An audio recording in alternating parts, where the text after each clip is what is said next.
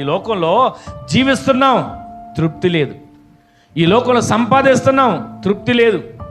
ఈ లోకంలో ఎన్నో ప్రయత్నాలు చేస్తున్నాం, అయినా ఎక్కడ తృప్తి కనబట్ల. అంటే ప్రతి వ్యక్తి తానున్న స్థితిలో సంతృప్తి చెందట్ల. దేవుడు నాకు ఇక చిన్న పని ఇచ్చాడు కదా, వ్యాపారం, ఈరోజు ఆమె ఎక్కువ వ్యాపారం అమ్మిందా అని తృప్తి పడట్లా. నేను ఎందుకు అమ్మలేకపోయా? ఈరోజు వాళ్ళు ఎక్కువ ఉద్యోగం చేస్తున్నారా, ఎక్కువ జీతం వస్తుందా, నాకెందుకు రావట్లా, తృప్తి ఉండట్లా. ఈరోజు నా సేవకులైనా ఇదిగో వాళ్ళకి అంత సంఘం ఉందా, అంత సేవ ఉందా, అంత పరిచయం ఉందా అని తృప్తి లేని జీవితం. ఉద్యోగం ఉన్నా తృప్తి ఉండట్లా, వ్యాపారం ఉన్నా తృప్తి ఉండట్లా, సేవ ఉన్నా తృప్తి ఉండట్లా.